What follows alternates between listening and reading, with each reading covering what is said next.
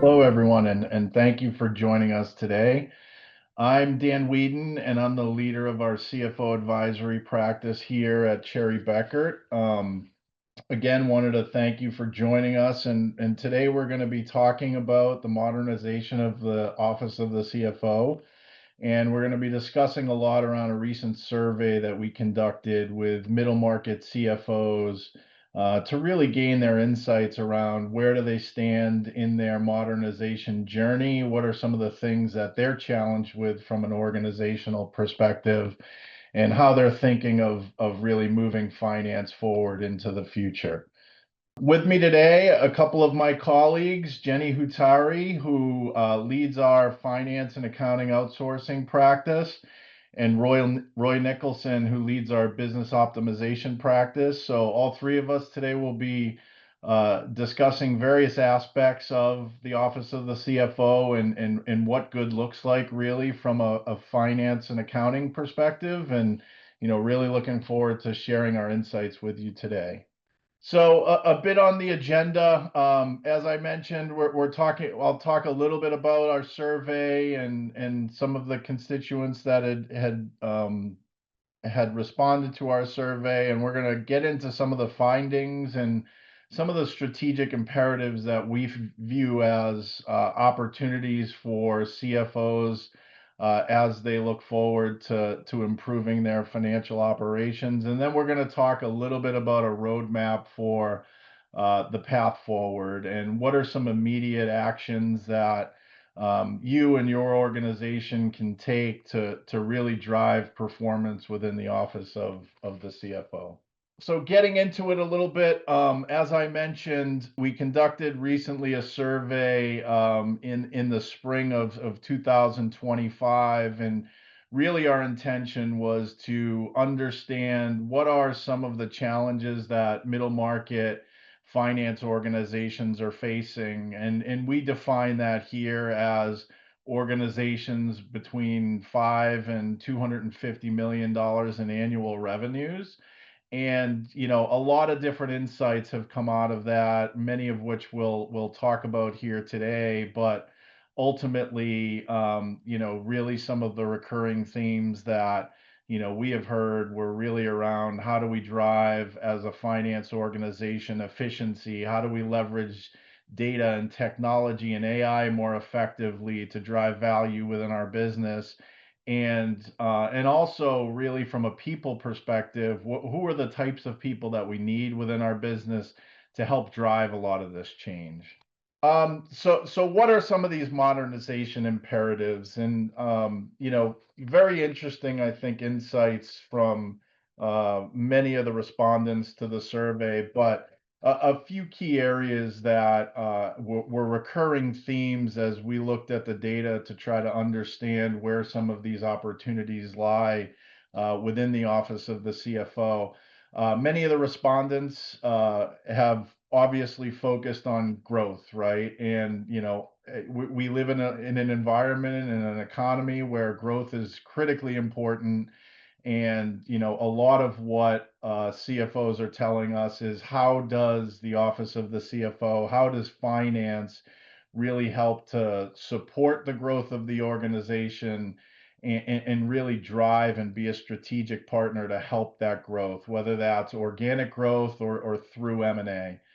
Um, the next real kind of key takeaway here is, from a spending perspective on the technology side, it's, how do we most effectively allocate our resources, sometimes limited resources, to really target those investments at needs that will really move the needle for the organization. And we'll talk a bit about that today.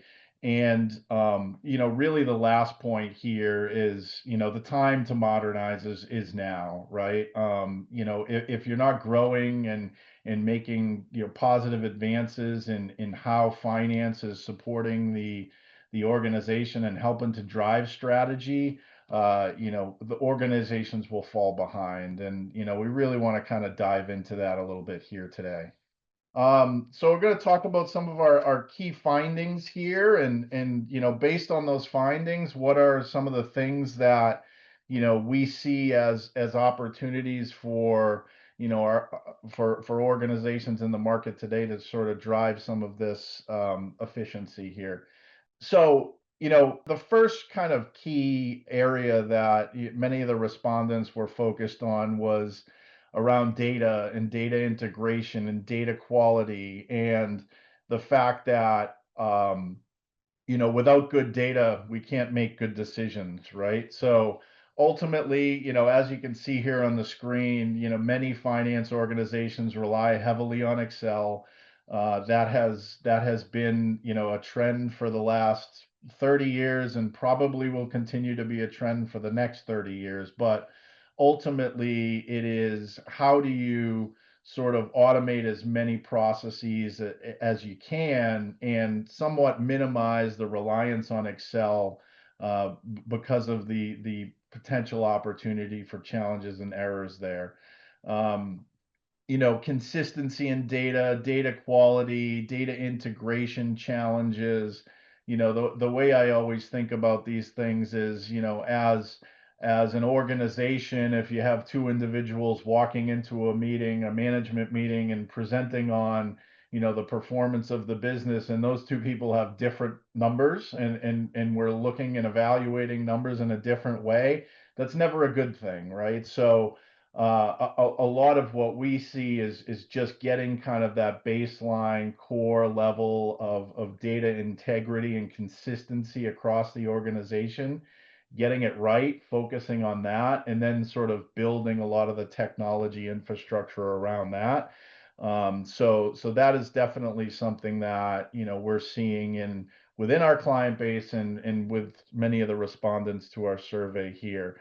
And why is that important? Obviously, it's important for many different reasons. It helps to sort of drive really kind of key critical decisions around product profitability, customer profitability, understanding your supply chain and where are there opportunities for us to service our customer better, shorten lead times, provide better service to our clients ultimately so that we can grow. And just a bit of a takeaway around the data integration piece is really a couple of things that are really important is be very, very smart about how you're allocating your investment in technology and really have a very good understanding of the ROI as it relates to deploying capital to a technology solution. And as I mentioned before, really that core data foundation is really critical to get right as you're sort of thinking about technology investment on an ongoing basis. And ultimately, really what this is trying to drive towards is how can finance arm the organization with better data to drive better decisions, more effective decisions in a much more rapid time frame.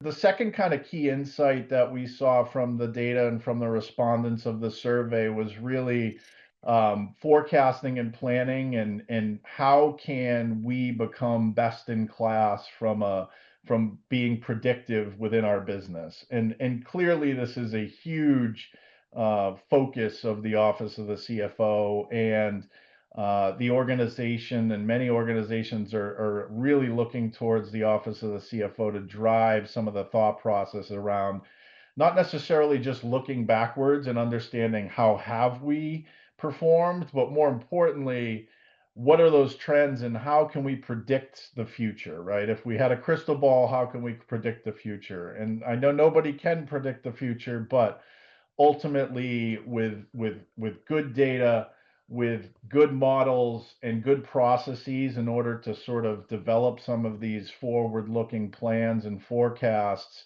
you can be much more effective at kind of predicting where the organization's going to go and really helping to support some of those decisions, some of those more strategic decisions that can really move the needle when it comes to creating value for the organization. And just a few examples here of what better forecasting needs, what or means, and what being more predictive in some of the insights with our data means, you can really drive kind of really strong pricing decisions, right? As you understand, where the market is moving and how customers are reacting and behaving and buying from your organization, you can really monetize some of that data to drive, you know, better pricing decisions, pricing governance for the organization, and ultimately driving kind of profitability. I talk a lot about sort of working capital optimization, managing cash flow, having a good understanding of cash and free cash flow on an ongoing basis to really be able to deploy cash to drive growth within the organization. And having good processes, having good technology, having good governance around many of the processes as it relates to working capital can really free up cash to allow you to kind of invest that into growth opportunities for the organization on an ongoing basis. And then you'll see the recurring theme here from an investment in technology perspective. And Roy is going to talk a lot more about technology, but there are so many options for technology in the market today. It becomes a challenge to sift through all of those, right? And so our general recommendation to many of our clients is, start small, start with a high impact use case as it relates to how can we better, or how can we improve a process where we see a lot of value for the organization. How can we do that quickly, get a quick win, automate it, and try to drive real efficiency in that process, as well as helping to sort of provide more of a basis to drive value within the organization. So I think this is our first polling question here. So which of the following presents the greatest barrier to confident, timely financial decision making in your organization? A, fragmented or legacy data systems. B, reliance on manual processes, Excel, offline spreadsheets.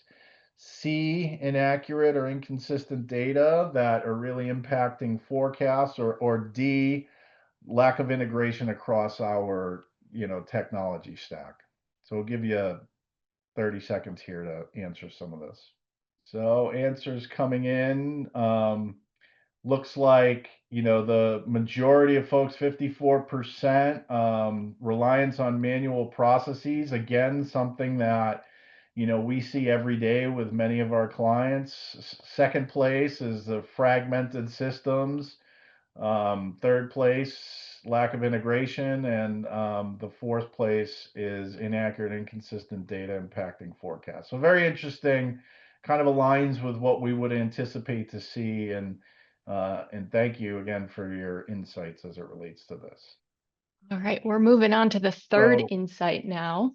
The third insight, talent gaps that threaten the progress. What we've found is that you're no longer able to just fill the seats within your organization, but you really have to be considering, do you have the right talent for those seats? And with the shift in finance and all the key points that we've been talking about so far, the takeaway is finance now requires more data fluency and more systems expertise than it ever has. And we expect that trend to continue. Our team members are going to have to be tech savvy and financially fluent. And what our respondents are saying is right now, 44% might be tech experts, but they lack that financial knowledge. And on the flip side, your finance teams, 40% aren't comfortable with the technology that's in place. And as you continue to grow and to scale, as you might be shifting systems or adding another operating system that will need to integrate into an ERP or your accounting system, that knowledge and that ability to use the tech becomes even more important. In the more simple ERP systems, the actual base knowledge can sometimes compensated by the instructions and the system dynamics, but that gets exposed as your systems become more complex and you continue to move up scale. So with 58% of our respondents saying that they lack they lack that internal knowledge. What we're telling them or what we're seeing is their response is they need to upskill. 71% are going to be focused on that upskilling of their team in place. And 61% think hiring is a critical way to overcome these challenges. But as you would imagine, has its own challenges. Hiring is also very challenging.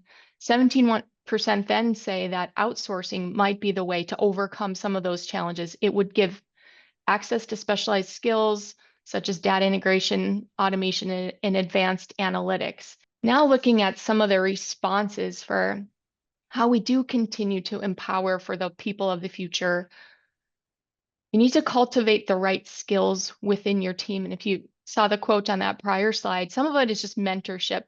This will become a cross collaboration. We're really expecting that finance function to be knowledgeable and in tune with the other areas within your business. So they have to be able to build that data literacy and then business intelligence and automation. They need to understand the happenings of the other areas within the business, the technology that they're using, how the information integrates together in order to take that and to use it to forecast and understand the data, like we were talking about in one of the prior insights. When they're working with external consultants, the timing also becomes more urgent. When you're working with those external specialists, there's more insist on clear knowledge transfer.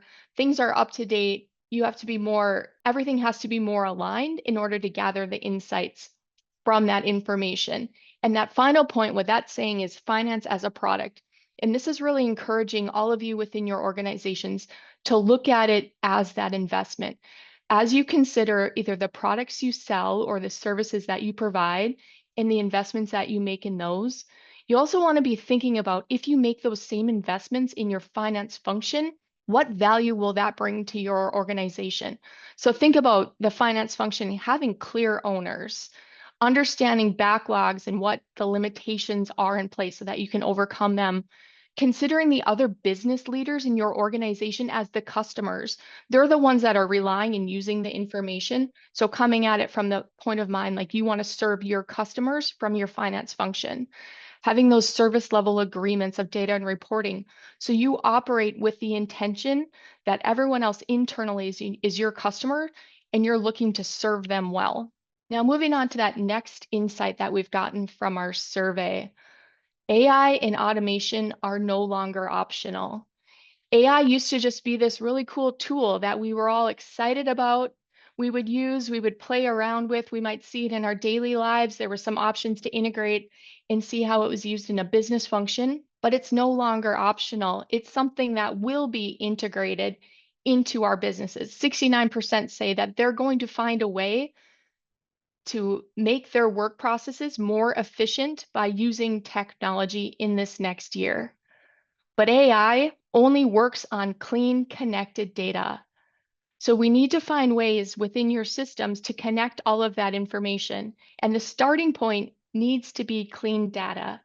What you don't want to do is invest in the technology, both with your time and your resources, and then bolt that on to systems and processes that aren't operating as they should be, that are pulling information that's not clean, it hasn't been vetted, it doesn't tie to other source information. We're finding that it's a big initiative for our clients, but we want to continue to emphasize the point that you need to start from the right place. You need to have the right information in place so that you can use AI, you can use the tools to better understand and leverage the data. Some of the other points from that, unlocking what that means. We need to shift from being a reactive focused finance function. When we think of accounting function, finance function of old, we would take historic financial information that we had fully vetted. We had closed out the month. It was very black and white from a reporting perspective, and we would report that out. We're no longer able to just serve from a reactive and a historic perspective. We're now needed to be very predictive. We need to help from the decision-making perspective of our organizations. We need data out in front of the business leaders so they can use that to make the decisions for our businesses. That means we need clean data that's integrated and it's enabled to make those shifts. We have to be able to predict the changes in demand, the changes in the cost of our products or our services, how they'll impact cash flow, and how we'll see them ultimately impact our P&Ls. We have to shift from reactive to proactive. In order to do that, we have to rewrite the work that we're doing. We cannot just continue to operate with the processes and the workflows of that finance function of the past. We need to modernize, starting with the processes. How do we do the work that we do? How does what we've done in one area impact the next? How can we reduce the number of manual touches of that information and speed up the decisions and increase the accuracy of the information that we're working with? So keep that in mind that you'll likely need to redo or realign the processes that go into the finance function. And now the last takeaway that we're sharing with you is the strategy at the speed of finance. So many recognize, 55% recognize that finance will become more of a strategic partner to the business. No longer are we the back office function reporting out numbers after period end, but we're at the forefront of pulling the information together from all the areas within our businesses and organizations. 52% of you over on the right side, when we discuss finance's key focus areas for the year ahead, 52% say that digital and technology transformation is a key focus for this next year. So our finance teams need to be moving to strategic intelligence, data-driven decision-making, innovative thinking, and cross-functional collaboration. There needs to be a greater emphasis on data analytics and insights generation. And nearly 70% of you felt that same way of pulling all the information together in order to serve your organizations. Let's flip then to what some of those insights are from that. So some cautions or some areas of just advisement as it relates to that, as we continue to increase the speed of information that we're working with, we're pulling systems together, we're seeing information in real time, we're using it to be predictive. What we also want to say is we want that information to be beneficial. We want to advise that we don't want to sacrifice the speed for an increase in any of the risks. So also be thinking about the controls that you have in place, the safeguards that you use to continue to monitor and assure that you're not creating additional risks at the sake of being able to move faster and more efficiently. There's also the upside of cost management and margin improvement. As you have that additional information in front of you, as you can anticipate the demand, the surges, the cost changes, you have more analysis as it relates to your cash flow and more prediction, you will be better informed from a cash management and a margin improvement perspective. You will be able to anticipate things more clearly and improve the financial results of your business or your organization. So while these things do take an initial investment of both time, money, resources, there is a long-term value creation from that investment. Dan, Roy, were there additional insights or thoughts you have from your experiences as it relates to any of these takeaways? I think for me, the data integration point, I think everybody on this webinar would say that that has been a consistent challenge for organizations for many years.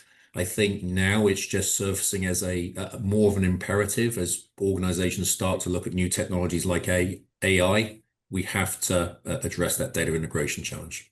Yeah, and Jenny, you touched on it a bit, and I touched on it a bit earlier, but the ability to sort of look and understand and see trends in data historically to use that from a more predictive perspective, and you talked a lot around data and process, and ultimately that is to get you to a point where the data is good so that you can seed those models so that you can be much more forward looking, right? And that, to me, that's really where that value creation component comes in. And having the information to really drive value and understand what are the levers that I can pull within the organization to change how we're doing things, whether it's within finance or operationally, to really ultimately drive margin, improve cash flow, and things of that nature. All right. Well, we want to hear from all of you in the audience. So our second polling question, which talent-related challenges most impacts your finance team's ability to modernize? And we're not making you choose just one this time, but you can choose multiple if there are multiple areas that are impacting your finance team's ability to modernize. First option, lack of internal expertise in data and technology. Second, difficulty upskilling existing staff for new finance roles. Third, challenges recruiting or retaining tech-savvy finance professionals. Fourth, limited access to external specialist or outsourcing options. And fifth, resistance to change or adoption of new workflows. Again, you can select multiple. All right, the results are in. The leader is the first option, lack of internal expertise in data and technology. And coming in second, the last option, resistance to change or adoption of new workflows. Certainly, I think the standing joke usually applies. Everyone loves change until it impacts them. And then finishing close in the third spot, difficulty upskilling existing staff for new finance roles. I know I have a freshman in college studying accounting, and I think it's so challenging for him in that situation to be studying accounting or studying finance. Like, we're trying to prepare them for jobs and responsibilities that don't even exist right now because the pace of change is so fast, and what we'll need from those roles is consistently changing. So thank you all for those insights. I think they're very valuable. Hopefully you all enjoyed the opportunity to hear from each other. All right, now I'm turning it over to Roy. Thank you, Jenny. Thank you, Dan. So we've looked in detail at some of the observations from the report. Now we'll start to look at the path forward and some thoughts from us on how to address some of those observations we've talked about. So first off, number one, start with fixing what is broken. May sound like common sense, but it's amazing how many times people will naturally go and try and find a solution from a tool before they even look to fix what is the underlying problem. So, don't layer new tools on top of flawed processes. Focus on eliminating manual pain points within your organization. Simplify first, and then align potentially new tools and capabilities on top once you've fixed what's broken. The second thing is that fast ROI comes from clean data and optimized systems. I think we've talked about this extensively already in the first 30 minutes of this call. So unify workflows within your organization.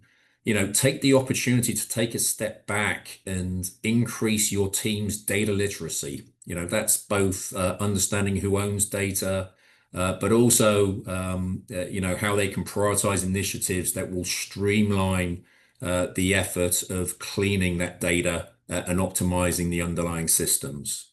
Third is around talent. So modernization requires a talent strategy, and Jenny has already introduced some of this already, and I think we've been seeing this for 3 or 4 years, actually, but I think, again, this point is getting more and more important. Finance organizations need to close the capability gaps and future-proof the finance organization. You need to do that by aligning training with the transformation goals of your business. And that's not just the finance function, but the broader needs of the business overall. The fourth one here, AI's promise depends on the right foundation.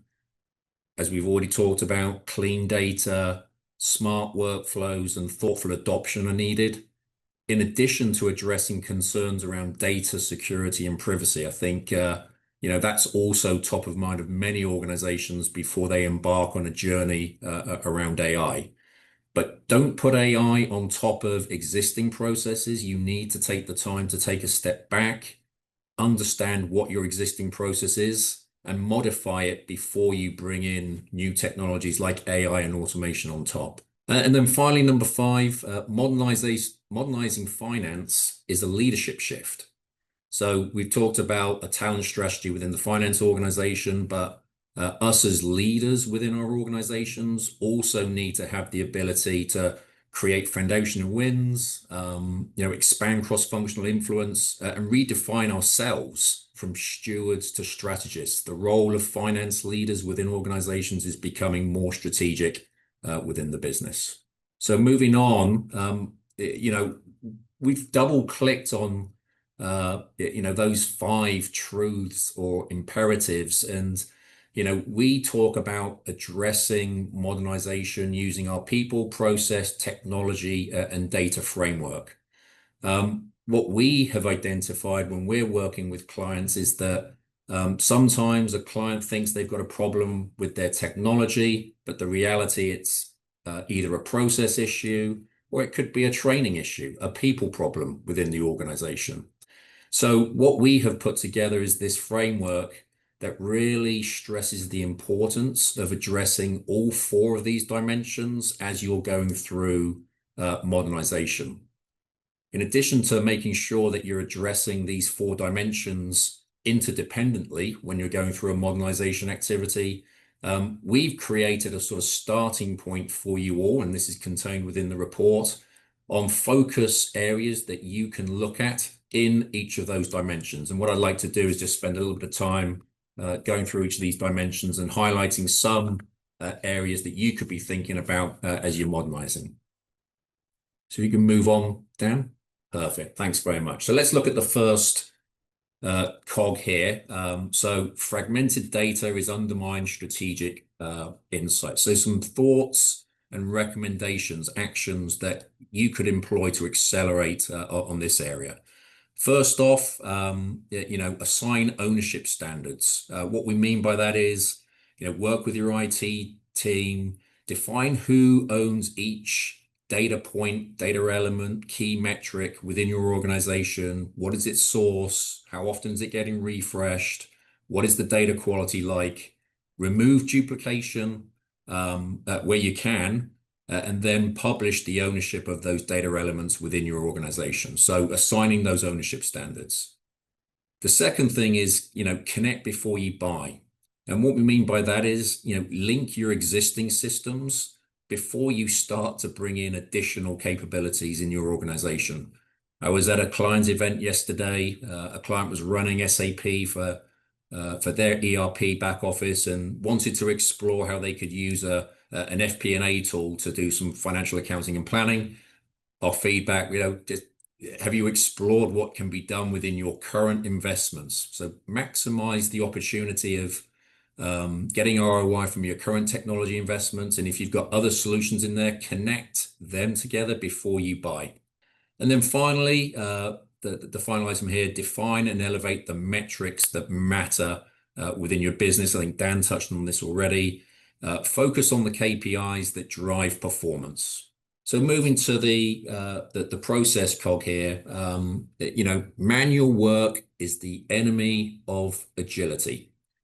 So what do we suggest to address on this? So first off is standardize the basics. Again, we had a great case study that came from a client event yesterday, an organization that was struggling with a 28, 29 day month end close. So basically that organization's in a continual close. Through the implementation of some basics, such as just a monthly close checklist that could be used across the organization, they got that time down by 10, 11 days, just step 1 basics. So look at opportunities to standardize the basics, month-end close, AP, AR, forecasting, get those documented. The second recommendation that we've provided is to run on scenarios, not surprises. So once you've addressed, if you like, some standardization within your organization, be prepared for external events and establish a regular cadence for scenario planning, which are based on clear triggers. So business demand drops and input cost spikes. We're talking about tariffs. So be proactive in developing these scenarios within your business to avoid surprises in the future. And then finally here, measure outcomes, not activity. So identify and track, a small number of what your high impact metrics are. Could be days to close, forecast error, DSO, DPO. Focus on the higher impact metrics within your organization, not on how much time people are spending in different activities. So looking at people here. So the talent challenge is strategic. It's not just operational. So 3 actions that we have summarized within our report. Train for insights, not keystrokes. What we're talking about there, and we've already touched on this, equip the team with practical skills in data literacy and self-serve reporting. This has become even more important over the last couple of years with the advancement of technologies, reporting technologies, and develop new workflows. So the team spends more time analyzing data and less time assembling the data. And that also ties in with the automation side as well. To achieve that capability, you've got to close the talent gaps fast. So again, working with IT, either bring in new talent or bring in outsourced talent or temporary talent that can support you with data integration, data engineering, other types of technology pilots that can move you to the next level.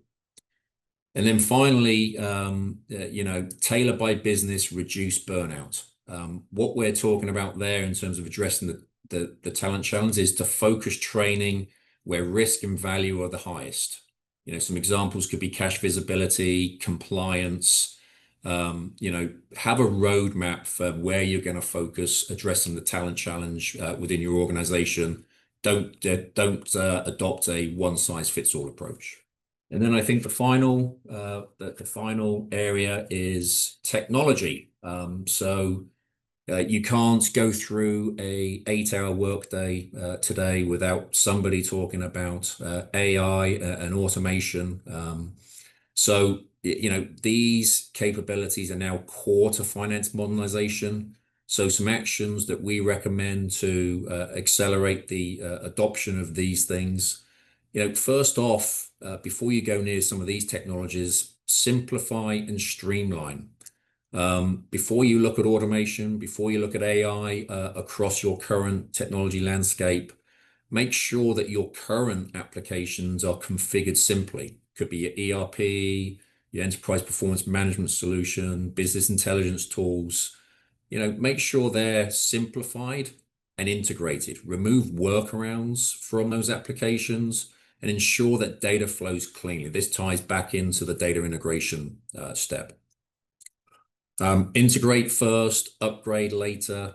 The number of times we hear from clients that their initial impression on where their challenges lies is that they've got an old version of an application that's not giving them the capabilities that they need. Whereas the real answer is either a process solution or an integration opportunity. So our recommendation is to look at opportunities to integrate your applications before you think about having to upgrade or even discard your current platforms and go to a newer version. And then finally, fund what proves value. So again, this ties into looking across all of these dimensions, really having a roadmap created for what are you going to address in priority fashion and putting that on paper and then following that roadmap. So you don't need to address all of these dimensions once, prioritize those activities and fund based on the ROI that they're going to develop for you. So that's a quick summary of some of the information that you will see in the CFO survey report. So where can you start and quickly build momentum? And I think, too often people can dive into those one of those 4 dimensions around people, process, technology, and data, thinking that they've got an immediate solution in one of those areas. But our recommendation is to just take a step back and start with the business problems. And so, what we've got here are just some simple prompts that you could potentially leverage within your organization to identify what are the areas within your organization that can be the starting points for modernization. Where does time to decision hurt you most within your organization? If you could remove manual touches from your close, how many days do you get back? Which forecast errors cost you real cash? So just some prompts here that can get you thinking about potential areas of modernization opportunity that exist within your finance function or broader organization overall. So I think that takes us to our third poll here. Poll number 3, would you like to be contacted by Cherry Bekaert for help with finance modernization? So 3 answers, yes, no, or maybe later. Hopefully, the content Jenny, Dan, and I have presented here have got you thinking about potential opportunities within your organization. Great. Thank you very much, everybody, for that response. So to close out here, if you would like to get access to the full report, please go and visit the link below there, cbh.com/CFO survey. What you will take away, hopefully that you've got a taste for during this webinar, where are middle market CFOs investing? How are peers improving forecast accuracy, reporting speed, and decision velocity? And then you'll have more details also on the 12 action roadmap that I introduced on how you can potentially apply some of those concepts to business areas that you think are right for modernization within your organization. So to close out, Dan, I think that's the end of our webinar today. You can see all of our contact information here on this screen. Thank you very much for spending this time with us. If you have any questions or would like to keep the conversation going, feel free to reach out to any of us at any point in time. We look forward to you having the opportunity to read the CFO survey in more detail. Before you head out, we'd appreciate your feedback.